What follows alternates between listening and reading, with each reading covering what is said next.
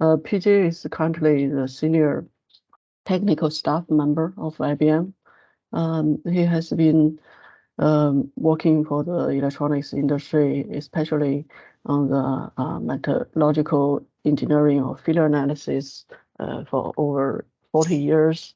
The recent years, he has been working on corrosion testing or thin film technology, and recently the electromigration work. PJ is a master inventor at IBM. He holds 86 patents. So in this presentation, you will hear, in fact, the part one of this project organized by iNEMI on the electromigration in Tin-Bismuth solder joints. So this project will include 3 phases. This is only one part of phase 1. PJ will introduce the overall project and the future work.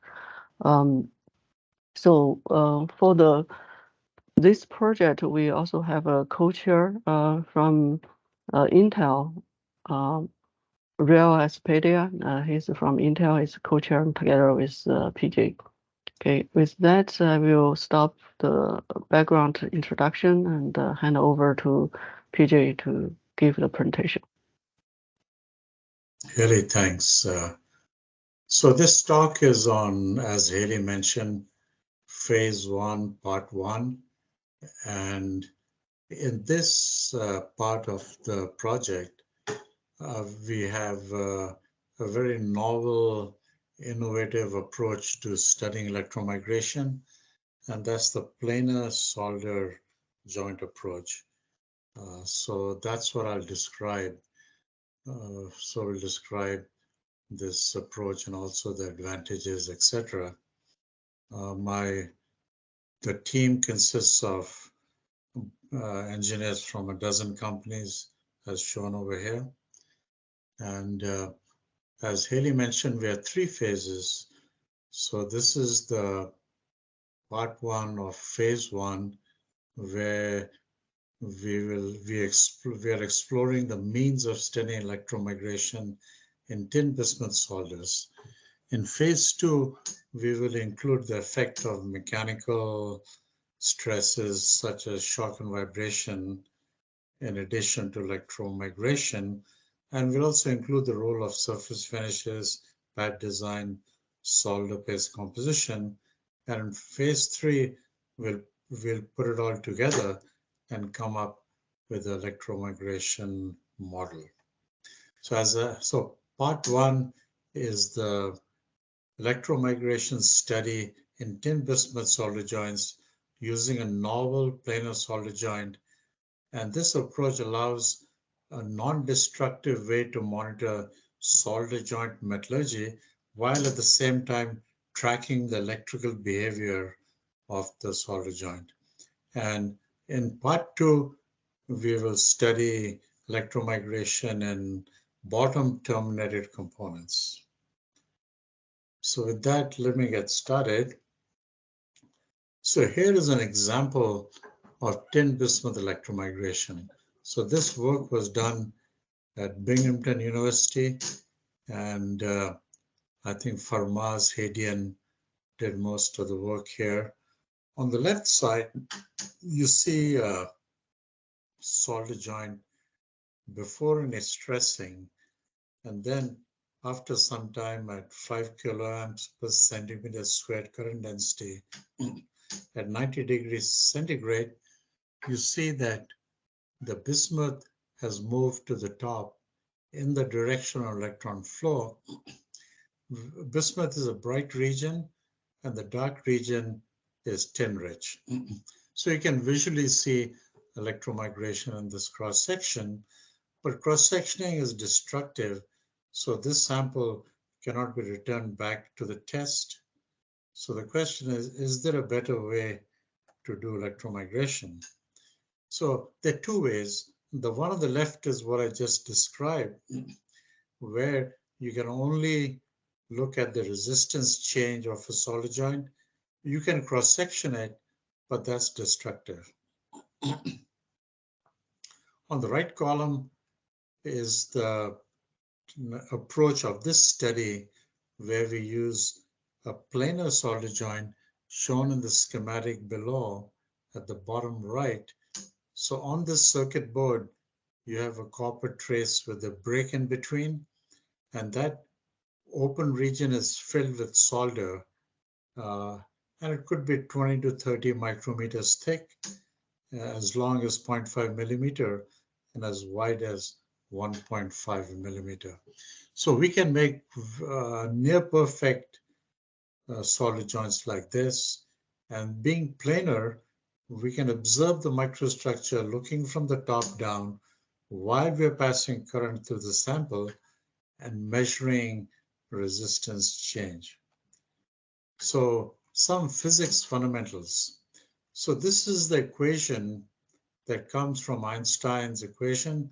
Einstein said this V, the ion drift velocity, is equal to dF over kT. D is diffusion, F is force on the ion, and kT has the usual meaning. So this is the equation we'll be using to summarize the results, because this equation ties the drift velocity, temperature, current density in this relationship. So it's very useful. Some people use black equation, but we're not using black equation because black equation is not based on physics. So this is a top view of our specimen. So we have copper traces, a trace with a break in between, and that's filled with solder, in this case, 30 micrometers thick, 1.5 millimeter wide, about 0.5 millimeter long. And we can place a series, we can place a bunch of them in series, up to 5, and do electromigration through them simultaneously. So here's how we make this specimen. We cover the region where we want to solder with solder paste. Then we put a thin copper strip on top of the solder paste. We put this in a reflow oven at 180 degrees centigrade for 10 minutes so the solder melts. Then we take it out and we peel this copper foil off the solder. So the copper foil comes off and the solder stays on the circuit board. Then we grind and polish and we get the sample shown at the bottom. We have 1, 2, 3, 4, 5 solder joints. And notice the one on the left is long, one on the right is not that long. So we can change the length of the solder joint, and this way we can study the effect of solder joint length on the extent of electromigration. Now, how do we know we made a good specimen without porosity, without any breaks? So the way to know that is to understand that resistance is resistivity times length of the joint divided by the width divided by the thickness. So if on the vertical axis we have a resistance and on the horizontal axis we have length divided by width times thickness, if we get a straight line going through 0, that means we have a good solder joint. And that's what we see in our solder joints, that they obey this relationship. Oh, so here's the view of the test setup. We can put 10 of these daughter cards into the motherboard, and each daughter card has 5 solder joints. So 5 times 10, we can look at 50 solder joints. Here is an example of electromigration in a planar solder joint. The picture on the left is just a SCM shot, and the bright regions are bismuth, basically. The dark region is bismuth tin eutectic. Also, you see this gray region on the left side. And on the right side, this is copper tin. And you can see on the right side is thinner, is less long than on the right side, because on the left side, the bismuth is separating the tin from the copper, whereas on the right side, there is no such separation. Now, the picture on the right is a dot map, and here the pink region is bismuth, and you can see that the bismuth has segregated to the anode and is depleted on the cathode. On the cathode side is mostly green, which is tin. So the tin lost the bismuth. The bismuth went to the anode. This is another view, higher magnification. And here you can see the copper tin intermetallic. And notice the bismuth has not only moved to the anode, it's also thickened. And on the right side, you can see a much longer copper tin intermetallic and the loss of bismuth from the cathode side. This is a cross section of that sample. You can see the bismuth has thickened on the anode side and the bismuth is lost on the cathode side. It's all green on the cathode side. So the bismuth got depleted on the cathode side. So visually, you can tell the extent of electromigration.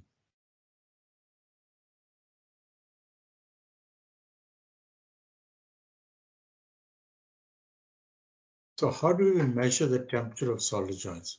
Now, temperature is a very important parameter to know accurately, because electromigration depends on temperature.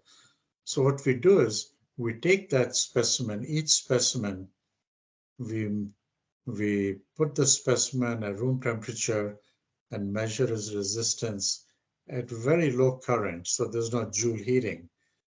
Then we put the specimen in an oven at, in this case, 100 degrees centigrade. And again, we measure the resistance at low current, so no joule heating. So notice the resistance went from 9 milliohms to 12 milliohms when we heated from 20 to 100 degrees centigrade.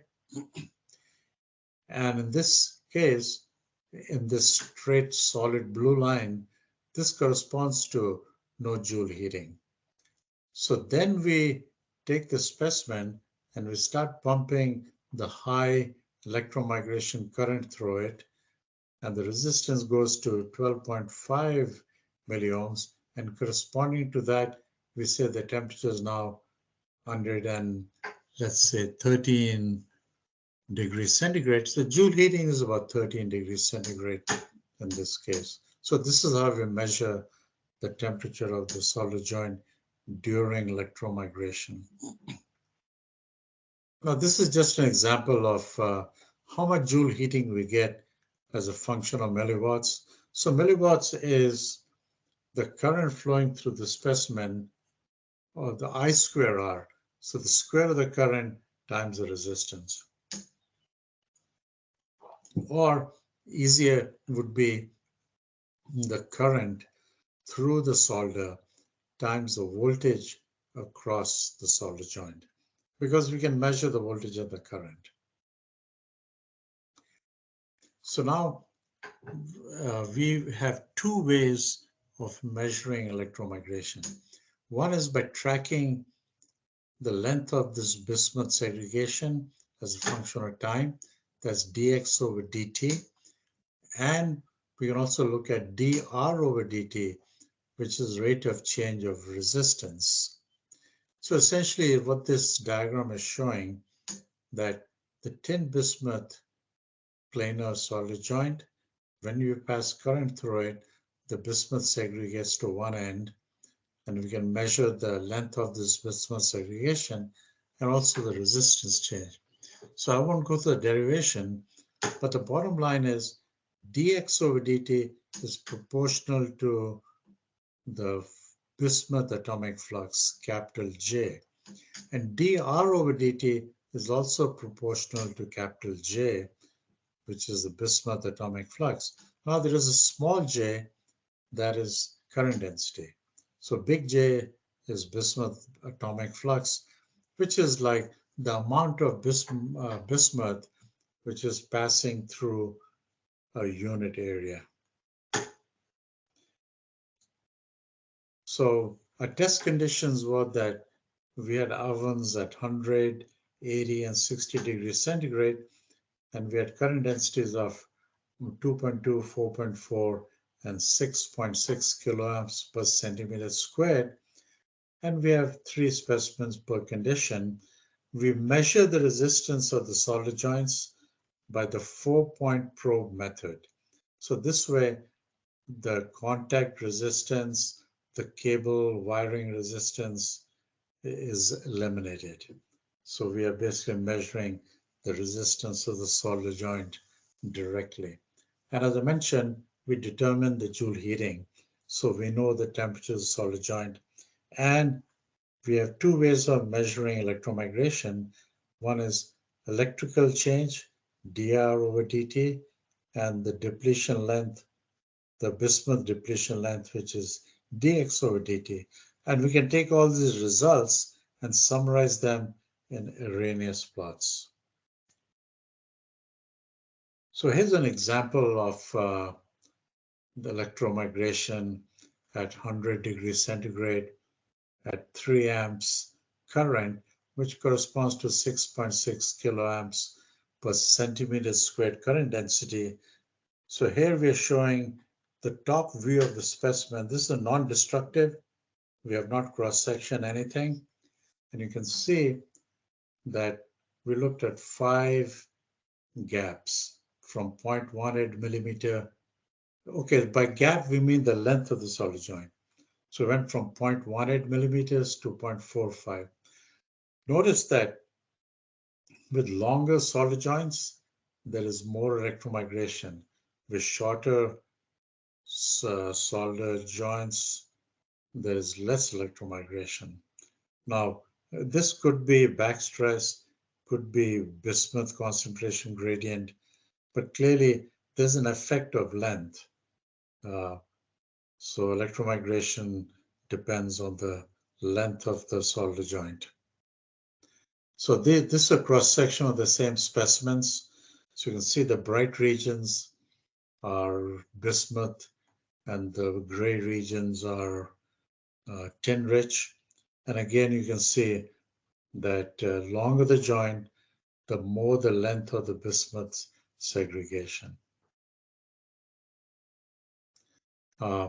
Here, we're showing electromigration extent as a function of days, 12, 25, 40 days. You can see how the bright region, which is bismuth, how it grows on the anode, and on the cathode side, that this darker gray region grows, which is depleted of bismuth. Not much bismuth in the area. Now, at 40 days, something happened. We got precipitation of bismuth in this region. We're not quite sure why that happened. Okay, so this chart shows that the bismuth segregation length versus days is essentially a linear plot. So the growth of bismuth length is quite linear. Now this colors blue, green, red, they indicate the length of the solder joint. So this plot is for 3 different lengths. So 3 different specimens.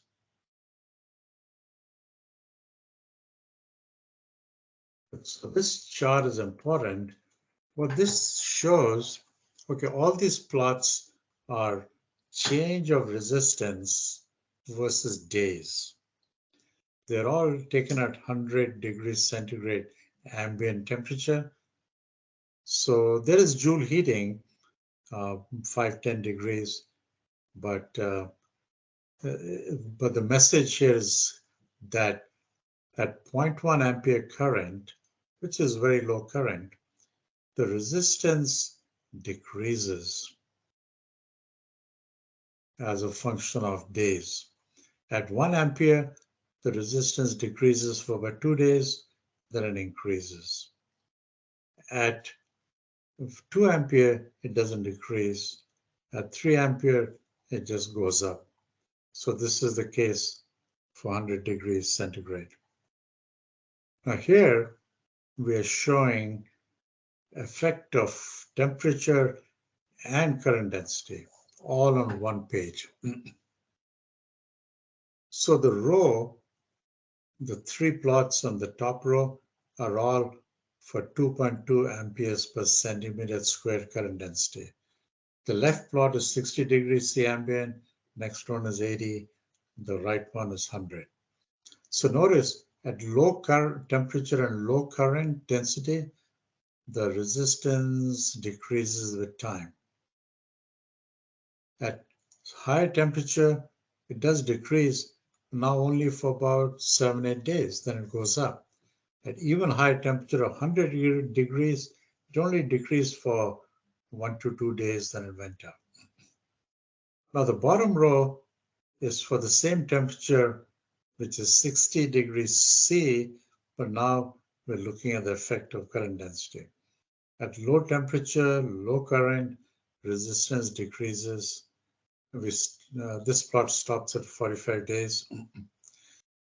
At higher current density of 4.4 amperes per centimeter squared, resistance decreases for about 15 days, then it goes up.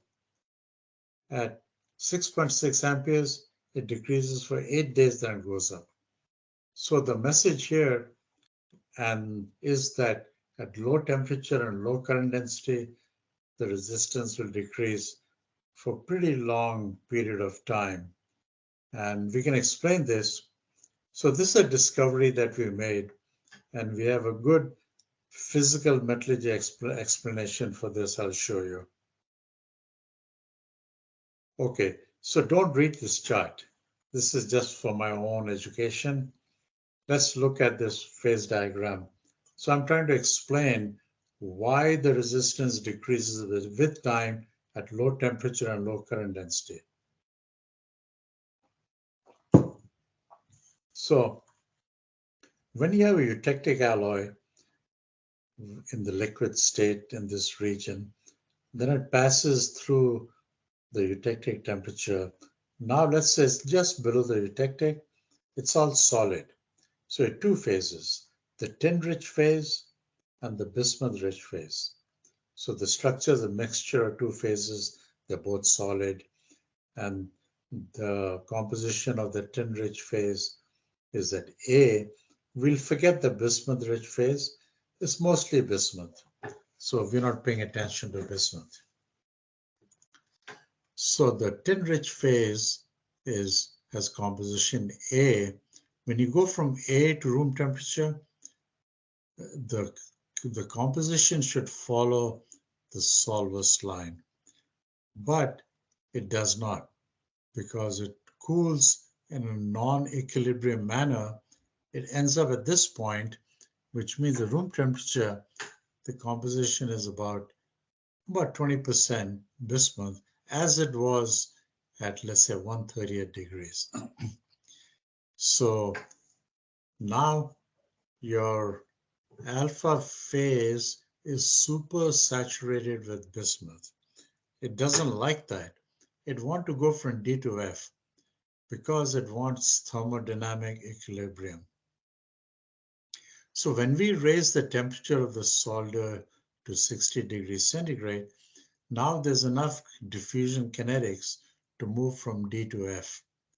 So when the alpha phase, the tin-rich phase composition goes from bismuth at point D to F, the alpha phase gets purer, therefore its resistance goes down. And the alpha phase is the matrix phase. So current flows through the alpha phase and its resistance is decreasing because its composition is going from D to F. So that's why the resistance of the solder joint decreases with time. Now, another thing to understand and to prove this hypothesis is to find out how long it takes to go from D to F. Does that make sense? And does it compare to our experimental results? So for that, we develop a model. So in this, think of two bismuth particles, one here, one there, in a matrix of tin. And initially, the composition of the tin, bismuth in tin, is about 21%. So I should have drawn a straight line over here. And then, but at this point, on the surface of the bismuth particle, thermodynamics dictates that this composition will be about 7% bismuth. So this is fixed. So these 2 points are fixed. So over time, the bismuth is going to go diffuse to the bismuth particles. So the contours, concentration contours will keep going down until this line becomes flat. But that takes a long time. So the question is, how long does it take to reach equilibrium? Now, it'll take a long time, but in these exponential decay experiments, we have something called time constant, and we can derive the time constant and compare that to our experimental results. So I won't go through the physics, but basically what I did was to make the problem simple, to make it linear, instead of this curved composition profile, I made it straight. So I made it into these straight lines, and that makes the job a lot easier. And I go through the derivation. I won't do it here, but the end result is that the composition, okay, when I say C, I mean this value. See, it starts at Cm on the top, so the C value is going down at this point. Here, at these two extreme on the surface of the bismuth is 7%, but the profiles are coming down, and this peak is what I call C. The peak is coming down, but the peak starts at Cm. I should have mentioned that before. So the composition at the top, at the peak, is C is equal to a constant Cm e to the minus T over tau. T is time and tau is the time constant. So this is a relation. But what is this tau? So the tau is derived as L squared. L is the length of the separation of the bismuth particles. D is the diffusion coefficient of bismuth and tin. And Cm, as I mentioned, was the starting composition, which is about 21%. And the C is the decaying composition. So C kind of varies a little bit, but not that much. So that's tau. And so we plug in the numbers. So we need to know what is D. So D would be, is the diffusion coefficient. So this was obtained by a PhD student in Toronto recently. Cm, as I mentioned, is starting composition, which is about 21%. C, we can say is 7, which is the ending composition. So we can derive tau. At 60 degrees, we get 42 days, 80, we get 4, and 100, we get 1.6. So which is similar to what we had in this chart here. See, at 60 degrees C, at low current, it took a long time. At 80 degrees C is just 4 or 5 days. At 100 degrees C, it's like a day and a half. So these numbers are very similar, right? So this lends support to this hypothesis explaining why the solder resistance goes down with time.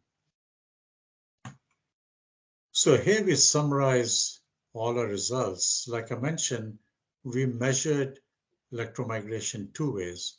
One was the rate of growth of bismuth at the anode, and that gave us dx over dt. And so we plot log of dx over dt times t divided by j versus 1 over t. 1 over t is in this exponential. And because we're putting log on the left side, on the right side, we have minus q over kt. So the slope is q over k. So from this, q is the activation energy. So that's a good thing to know. On the right side, we are looking at the rate of change of resistance. So here we're plotting log of rate of change of resistance times temperature divided by current density. On the horizontal axis is 1 over temperature, and we get a decent straight line. And both these have the same slope, which is good, meaning the mechanism is the same. And so these charts are important because from this we can predict the solder life from electromigration point of view at any temperature or current density. Now this chart is has some work in progress. We will present this next time in part 2 of the project. But these are preliminary results. So here we're superimposing the planar solder joint results, which is the solid black line, and the bottom terminated component solder joints, which we are working on right now. And notice that they're both pretty close together and the slopes are very similar, which means the activation energies are similar. So the electromigration behavior of the planar solder joint is similar to that of bottom terminated component solder joint. This is a very important finding because planar solder joints are very easy to make. We can make them in a day or so, whereas bottom terminated component solder joint, they take a long time to make because they have to be made in a factory. So we have to get time from a production line to interfere in the production, get our samples made. And then if something goes wrong and we have to go back again, that's very painful. Whereas in planar solder joint, we can keep modifying a design in the lab so we don't harass anybody. And in planar solder joints, we can not only do the rate of change of resistance measurement, we can also measure the bismuth depletion length as a function of time.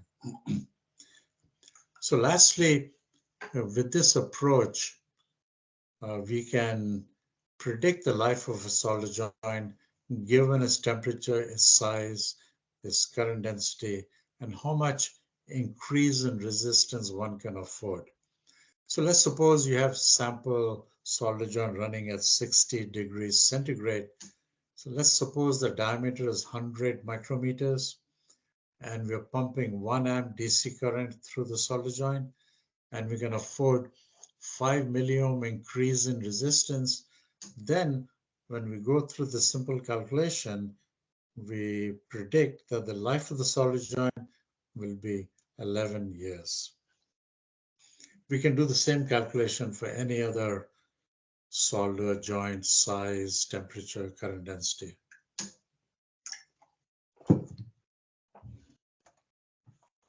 In conclusion, planar solder joints are easy to fabricate, no more than a day to make them.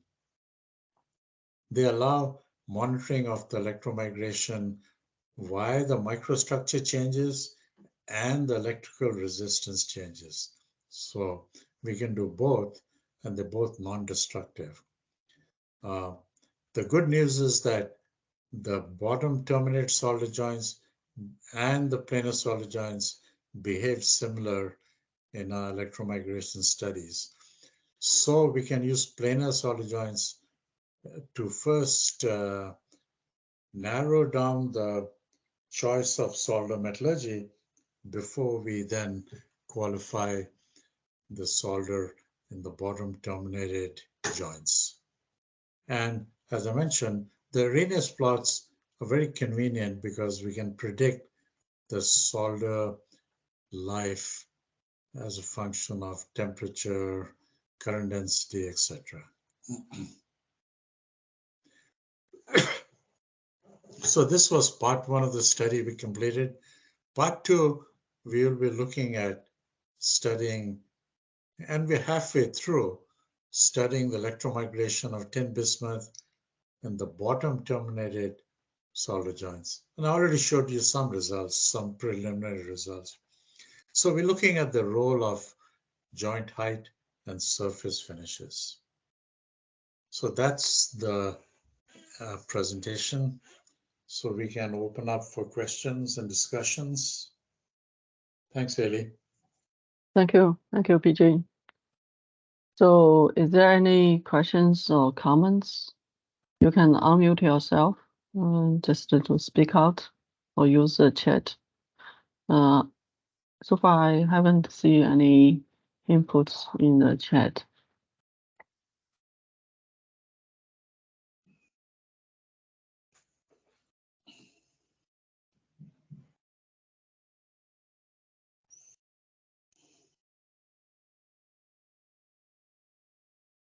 Okay, there is a question from Jeffrey. He asked, will silver addition in the tin-bismuth change electromigration behavior? Yes, so silver would do something, but in our case, we did have, so the R, when we made the solder joints, we had a very thin silver flash on the copper to improve solderability, but that was very small amount of silver. So I think the silver we have in our specimens is very, very low quantity. Right. I just want to add, in fact, in the project phase 2, we will look into reliability and also different options of solder paste as well surface finishes. So the phase 1 here is mainly focused on the mechanism study and understand the factors. Yeah, mainly the temperature, the length of the solder joints and counter density.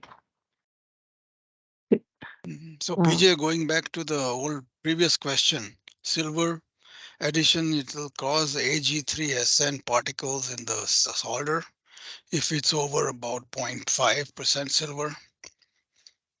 So I think that might impede the movement of the bismuth atoms to forming those that segregated layer, but it won't change the mechanism of the electromigration. Right. Also, I think that will change the whole aspect of your resistance, because silver is the most conductive metal, electrically conductive. So I don't know what it will do to the resistance, but there could be some different variation. I think what might happen is, as you mentioned, when we get silver tin intermetallic in the silver matrix, what that'll do is that it'll provide sites for the bismuth to precipitate. So how I was showing, let's go back. So in these plots, I'm showing this decrease in resistance. So this is the time during this period the bismuth is moving, from the tin phase to the bismuth particles. But if there's a lot of silver tin particles in the bismuth, in the tin matrix, then the bismuth has to move to a shorter distance. It can precipitate on top of the silver tin. So this curve will go down fast. So it'll be steeper drop, But wouldn't it start at a lower resistance because of the No, presence because of silver? the silver is tied up with the tin, so its resistance will be high. So I don't think the silver tin particle will affect the resistance of the solder joint. Yeah, because there is no continuous matrix for the current to flow. Correct. Okay. Yeah. So the current flows to the tin-rich matrix, and silver tin particles won't make any change. But they will provide sites for bismuth precipitation from the tin-rich phase. Because the tin-rich phase is supersaturated in bismuth, it wants to get rid of the bismuth, and it needs a site where it can send the bismuth, where the bismuth can precipitate. Let me show you an example of bismuth precipitation. See this picture on the bottom right? So the picture above, so this is the tin phase. It's got bismuth in it. And then over here, we have bismuth precipitation. See, the gray region is tin rich, right? And in this tin rich region, bismuth precipitated. So that's what I mean. So if we had silver tin particles, this bismuth precipitation will form on those particles. Okay, let's move on with the other questions. There is a question from Case Newman. He asked if we can show the photos of filled high resistance planar joint. You want to see photos of high resistance? Well, I think you can show the photo of your 39. Cross section. The 39 days is the highest, Yeah. the highest resistance. Yeah, correct. Yeah. Yeah. So basically, you will get a very thick layer of bismuth on anode side. Right. That would give you the highest resistance. Right. Because bismuth's electrical conductivity on the IACS scale, which makes copper as 100, bismuth is about below 5. So it's very low in electrical conductivity compared to copper. And that is why once you have this pile up segregated layer, your resistance will increase. Right. Okay, so I hope it answered your question. If to the next question.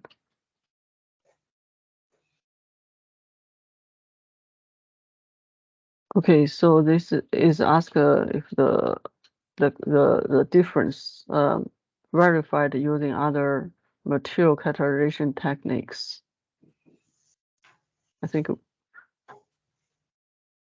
currently we are using this planar approach, right? And well, what's the question?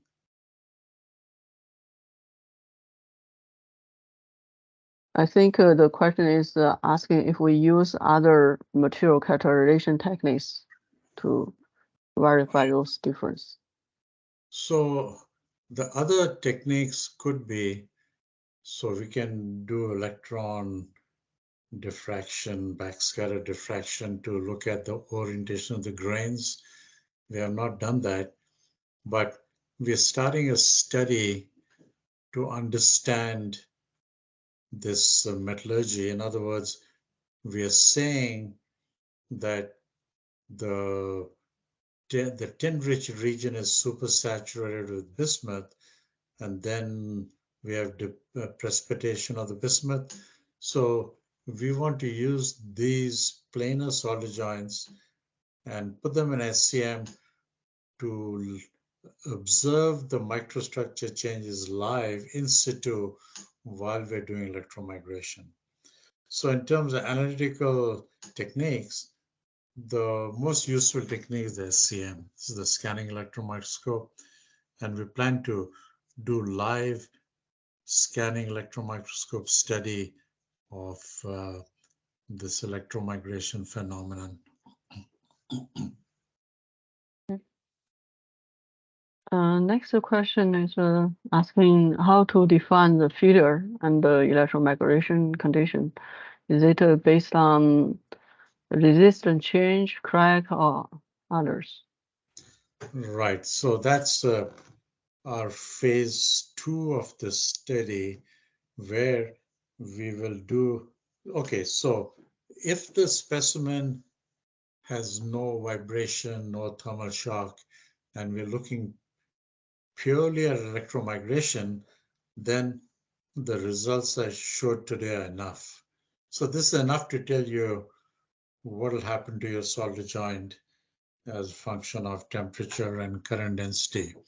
But in real life, we have mechanical stresses, we have thermal shock, we have temperature cycling, we have mechanical vibration. So then the question comes up, what happens to the mechanical properties of the solder joint because of this bismuth? So that's our phase 2 of the study. So people say that bismuth is brittle and therefore the joint will have cracks. So that's the study we have to do in phase 2. So the phase 1 will probably get done in a few months before we start phase 2. So PJ, there is a JREC standard today for first level interconnects that says if the resistance increases by 20%, then you can say it's a failure. But that Right. doesn't apply to second level interconnects. And also it depends on your application. Like for instance, in the motherboards, PC motherboards, even 100% increase in resistance may not cause a major change in the signal quality. So Right. it really depends on application. But we also have to look at thermal shock, thermal cycling. Yes. So But it's not just electromigration. It's a combination of everything that determines solder life. So it's much more complex. Next question from Henry Yu. He asked, electromigration phenomena increase solder joint resistance. Will it decrease the strength of solder joints? Which one will dominate the product life? So we have electromigration damage, and we have, as a result, let's say we make the joint more brittle. I think we have to wait for phase 2 of a project to answer that question. Right. I think for motherboard, for PC motherboards, I think the brittleness may play a bigger factor than the resistance change. But for other applications which are very critical for solder joint resistance, resistance may play a bigger factor. So it depends on the application, depends on the product application. That's just my attempt at answering the question. Yeah. The next question asks, can we measure on the voltage change instead of resistance change on the solder joint? So the voltage depends on current. And the current in a power supply is quite stable, but current fluctuates. So the voltage will also fluctuate. So when we take the voltage and divide by the current, we get resistance. So that resistance value is not independent of the power supply fluctuating the current. So that's why we use a resistance measurement. And we measure resistance by the 4-point probe. So we eliminate the effect of contact resistance and all the cabling resistance. So we have to measure resistance. Voltage will not do it. Voltage measurement will not help us. But if the voltage measurement is okay, if the current is constant, but then what do we do with that voltage? Because it's a function of current. We want a value that tells us the property of the solder joint. The property of the solder joint is the resistance of the solder joint not the voltage drop across the solder joint. Because voltage drop depends on the circuit, but the resistance of the solder joint is a property of the solder joint.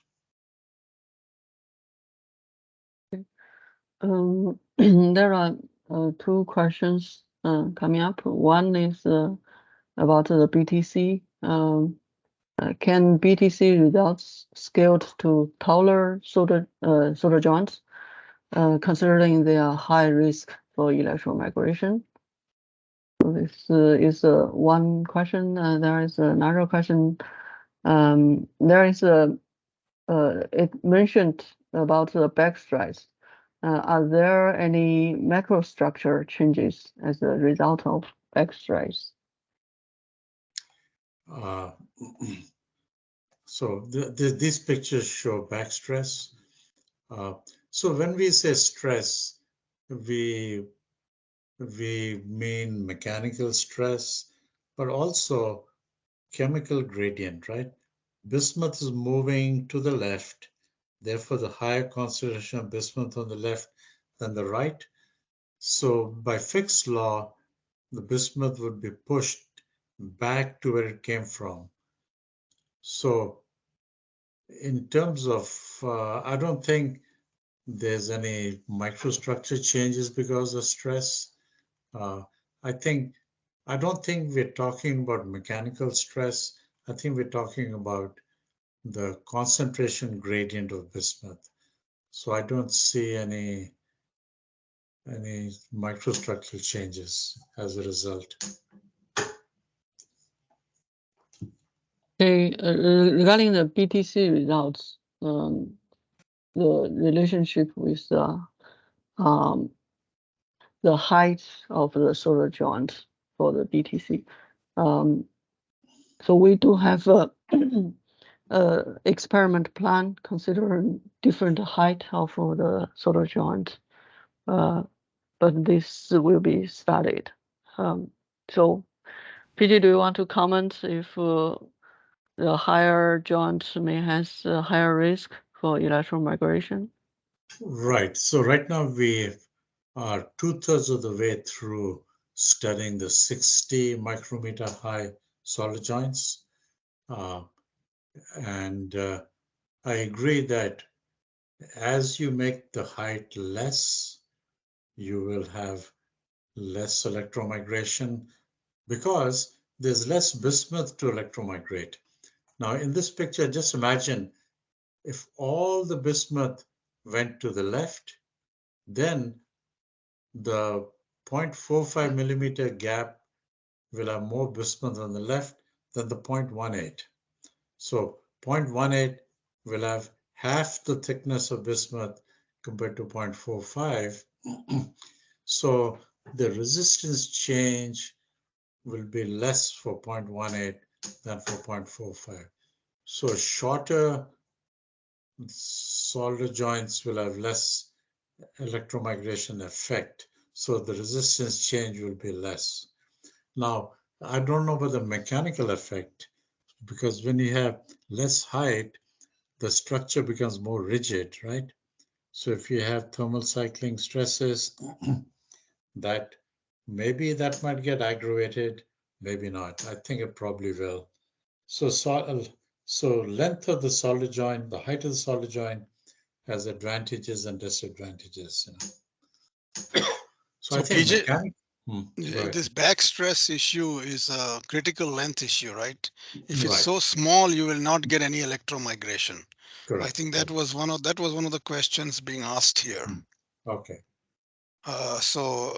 But we don't know the critical length of tin-bismuth yet because I think we have done 60 microns and we still have electromigration. So it's something less than 60. Yeah.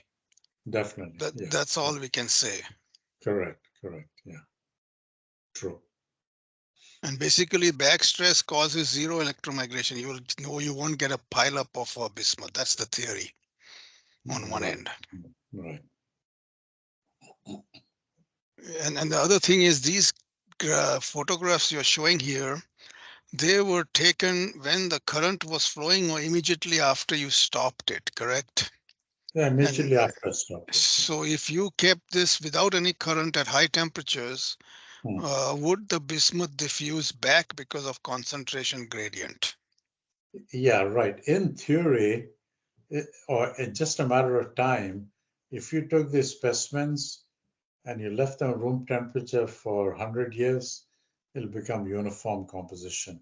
Well, what if you pick them up to 80 degrees? Much quicker. Much quicker. Yeah. Because that may be what is prevailing in some of the products. They don't have current continuously flowing through.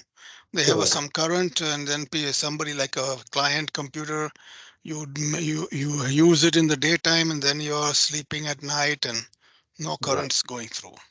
Correct. So there could be some. So that may be a more realistic experiment. True. For the thing. Right. But we can also use modeling to predict that.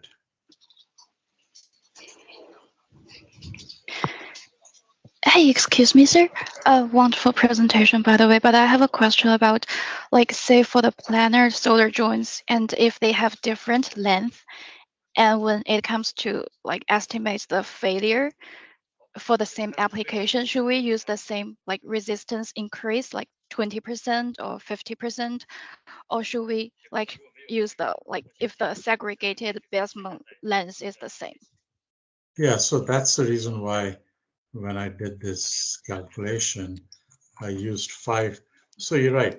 Do we use percent change, or do we use absolute change?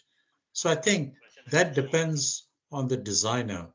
So the designer has to tell us, does the designer accept a percent change, maximum percent change, or absolute value change? Does it answer your question? Yeah, so that means it's case by case. Correct. Right. Yeah. Okay, thank you. I think it depends on your electrical circuit, how much resistance change it can, it can use before it stops functioning. Right. So I personally, if I was designing a circuit, I would say 3 milliohms is too much, or 4 milliohms is too much. That's what I would say. I see. So it's more like the absolute increase than the ratio, because the ratio can really highly depend on the initial resistance. Correct. So, for example, the reason why we're interested in a signal circuit, in a logic circuit, you're interested in the transmission speed, and you get delays, and the delay is RC delay. So the time constant is RC, or 1 over RC. So there, so when you have resistance, that's not good. So we're not dealing with percent resistance, we're dealing with actual milliohms, So we take the resistance R multiplied by capacitance C. So you're interested in actual milliohm resistance change, not the percent, I see. Thank you. Thank you. That's a good question. And that's we have thought about that. That's why in this example, instead of saying percent change, I put the change in milliohms.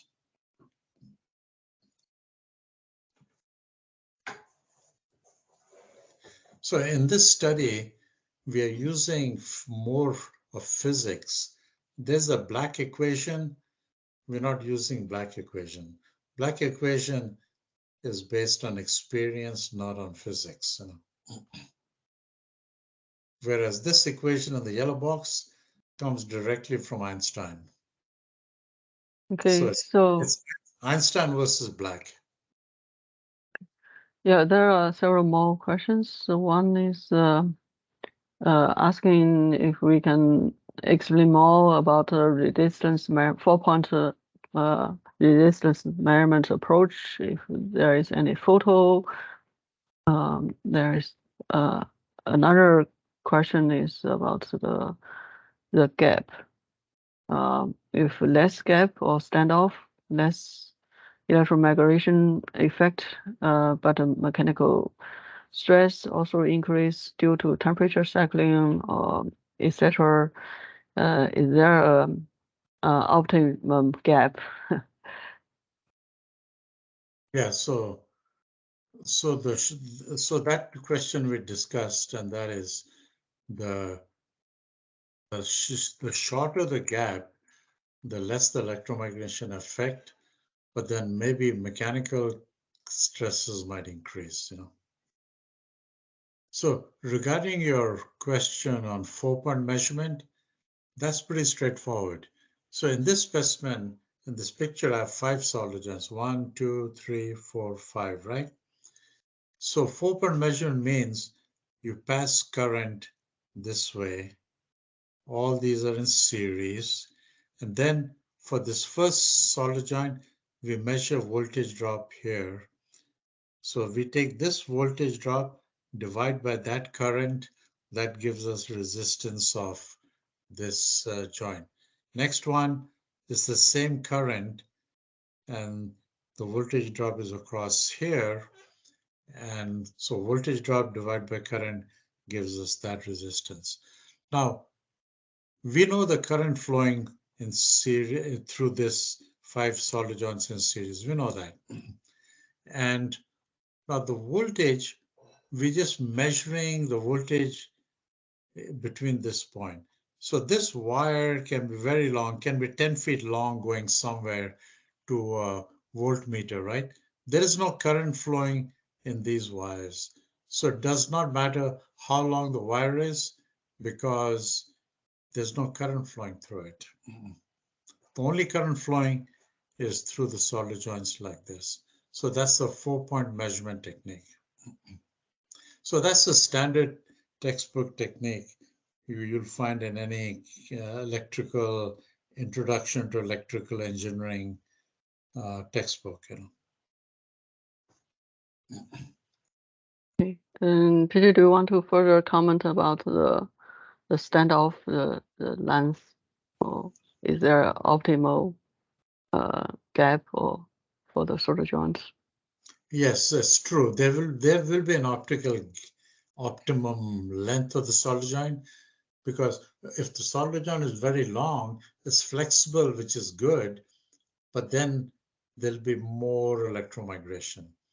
If you make the solder joint very short, the good thing is there'll be less electromigration, but it'll suffer more mechanical damage because of thermal shock, temperature cycling, current cycling, etc. Yeah, so there is an optimum. We don't know what that optimum length is. But we'll attempt that in phase 2. Okay. So when I say attempt, I mean we'll try, but we're not sure if we'll hit the nail on the head, but we'll try. We'll get somewhere. Yeah. Another question is asking if we have results compare with the SAG or traditional tin lead joints. I think Rail replied in the chat. So the SAG will be started soon. The tin lead is not in the plan. So I think here the SAG we included in the BTC is test experiment the plan. So far we didn't consider the tin lead, but PJ or Rail, do you want to comment about the tin lead? So the SAC project will start in a few weeks. Now the tin lead we don't plan to study. We don't so I think, yeah, so PJ, you can show the resistance change graphs because from the literature, we know what happens in the case of SAC. We don't know that for BTC, but for others, whatever was done in the literature, see out here, you're getting the resistance to go down and then come up, and then it plateaus out. If you go longer, it will reach a sort of a plateau. It curves into a horizontal plateau. In the case of SAC, the time it forms a hockey stick curve in the sense that it goes slightly up and then it becomes a full open because of the voids at one end of the solder joint. but the time to get to that is much longer for SAC than it is for Tin-Bismuth. So that's the difference between the two, assuming the same temperature and same current density. And I think that's what our BTC results will show. And it would be very interesting to compare them on the same resistance to time graph. Okay. So then that's just from what we have read in the literature. And another point I want to make is the reason that we are using this BTC, which are bottom termination components like QFNs, because those are the components that are usually come in the power components where there's a lot of current flowing. The CPUs and other components, the current does not flow as much to cause any electromigration because the traces also where the current is taking into the joint is so thin that if you have the amount of current that PJ is passing through all these tests, they will burn up. But in the case of power components, there are big planes going into the joint, so you can pass more current. And at least in the client computer space, which we have targeted here, those are in the BTC design, shorter joints. Thank you, Rio. Yeah, we have 2 more questions in the chat. One asking, will Tin-Bismuth with the copper core ball perform electromigration better than Tin-Bismuth solder? I believe this is asking the mixed solder joint. Any comments? Yeah, sure. So I don't have an answer to that specific question, but I was going to summarize this whole presentation today, which will include your question. So the takeaway is that this technique we've shown today is a very powerful way of studying electromigration. So let's suppose your company has 10 solders, different metallurgies, tin-bismuth with cobalt, or tin-bismuth silver, copper, antimony, you name it. And you want to know which is the best metallurgy, which will give you the least electromigration. So with this presentation we have shown you today, let's suppose you send me the solder paste, 10 different solder pastes. Then in 2-3 weeks, I can give you an answer as to which solder will give you least electromigration. So that's the power of this approach that we have invented and developed that we presented today. Does it answer your question to some extent? Who is it? Chafing. Okay, another question is about does the electromigration condition make IMC growth faster? It depends on the surface finish. If it is ENIG, it might not affect it. If it is OSP, it might, but it also depends on the joint. If the surface finishes are different on both sides, then we can get different answers. So I think that's what we are also trying to look at, right, PJ? Because in the BTC, you also have different combinations of surface finish for the BTC component as well as the PCB land. Yeah, so we are studying like OSP and ENIG.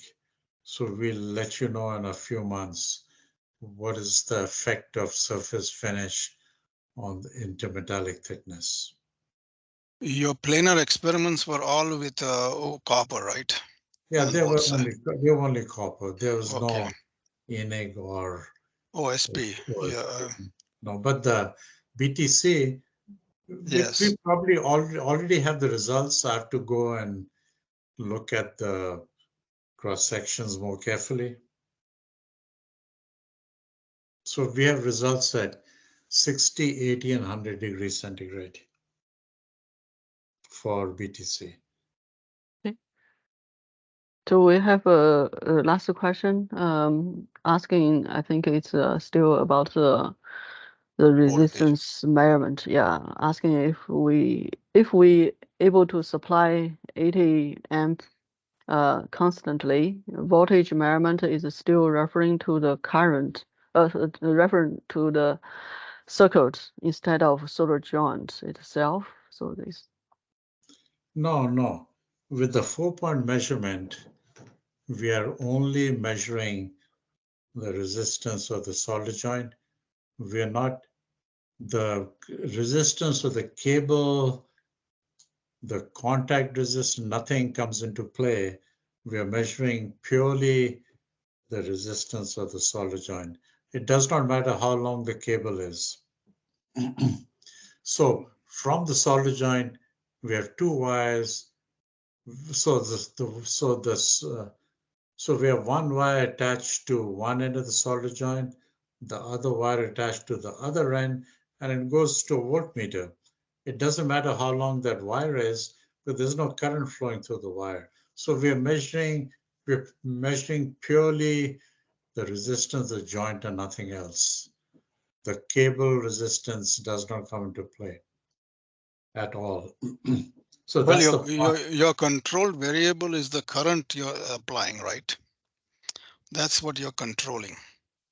Yeah, we are controlling the current, and we're measuring the voltage across the You don't control voltage. No, You we're not control the controlling. current. Yeah. Only current. But we know the value of the current, and we are measuring voltage across the solder joint.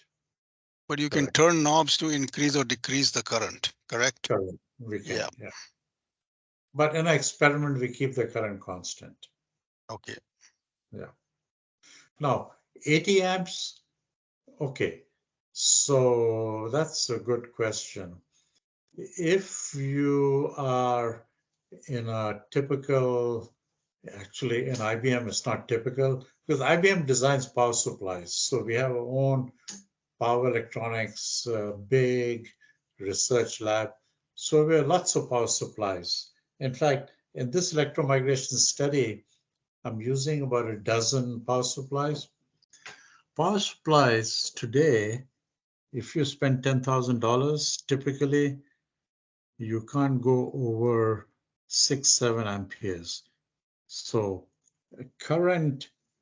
high current power supplies are very expensive.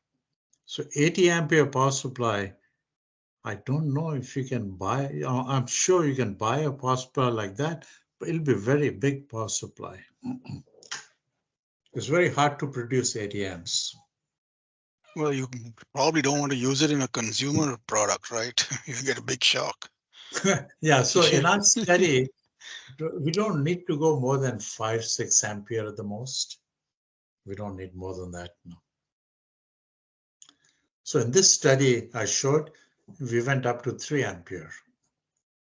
We did 1 ampere, 2 ampere, 3 ampere. Like in this, you see 0.1 ampere, 1 ampere, 2 ampere, 3 ampere. So these specimens, by that I mean these specimens, if I put 4-5 ampere through them, they'll melt, you know. The I square R will be too high. Yeah, there is another question come up. Does the planar joint creep under the applied current setting? The creep? No, I think your planar joints are bounded on 3 sides. They can only creep upwards, right? And that's why you get some of those hillocks that you are showing in one of your things. Oh, I see. Okay, yeah. So this picture, in this picture, the left side is the anode, right side is the cathode.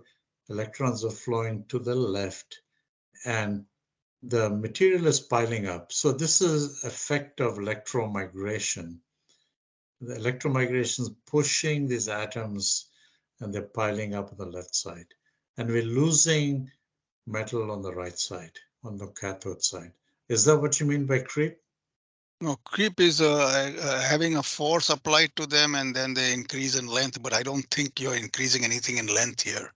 The length is constant, but the height, but the thickness may increase on one side. That's what you're showing. That's correct. Yeah, true. All right. Okay, I think that's all questions we collected. Any other additional comments or questions?